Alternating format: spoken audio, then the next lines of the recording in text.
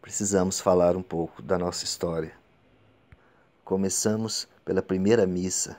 Deus acima de todos, arminha dentro da igreja, políticas que ameaçam as minorias, populações indígenas, entre outras, relações mercantilistas e capitalistas mais sólidas do que nunca e o meio ambiente sendo arrasado. Eu tô falando do Brasil colônia? Não, eu tô falando de 2020.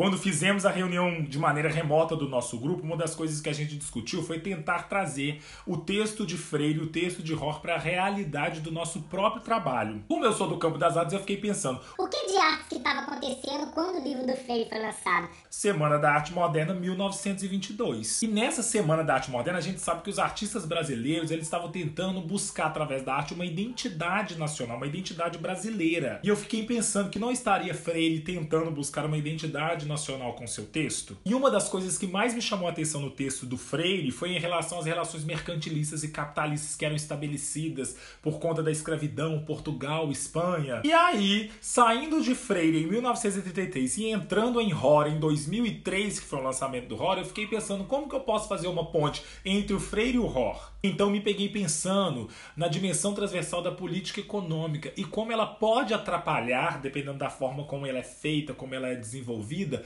o desenvolvimento das nossas dimensões básicas. Aqueles seres humanos na época do colonialismo que trouxeram os seres humanos para cá de forma escravizada, que dominaram as populações indígenas, os seres humanos que fizeram isso tudo aqui no Brasil colônia, eles de certa forma acreditavam que eles estavam espiritualizados. E nós sabemos que esse Deus acima de todos da época do Brasil colônia, o que esse Deus acima de todos da época do Brasil colônia fez com a fé e as crenças das populações indígenas e africanas. E a leitura tanto do Freire e do Rohr me levou a pensar como hoje em 2020 nós iremos conseguir acabar com essa herança maldita do Brasil colônia e escraviza ainda o trabalhador, ataca as populações indígenas, o povo negro, acaba com o meio ambiente em prol tudo de um mercantilismo, uma relação capitalista e que tem um próprio cristianismo deles, onde existe um Deus acima de todos que mistura arma, que mistura ódio, que mistura tortura, mistura tudo.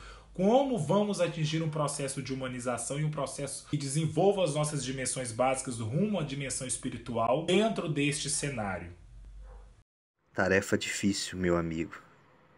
Talvez, conforme nos ensina Rohr, basear a ética nas intuições que temos da espiritualidade, que significa um alto grau de autocontrole, de força de vontade, não raras vezes muita coragem, desprendimento e disciplina para realizar o ético.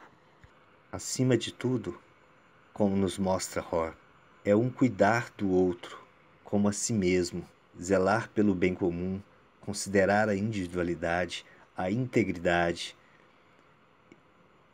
dos homens, respeitar as diferenças na busca do que nos une, ajudar a minimizar o sofrimento humano, respeitar a natureza, não só por interesse próprio, mas por ela representar um valor em si. Eu acrescento agora, nos ligarmos cada vez mais às culturas, às nossas culturas ancestrais, aos nossos povos. Todos estamos juntos, festejamos a vida e lutamos uns ao lado dos outros, como ensina os nossos povos.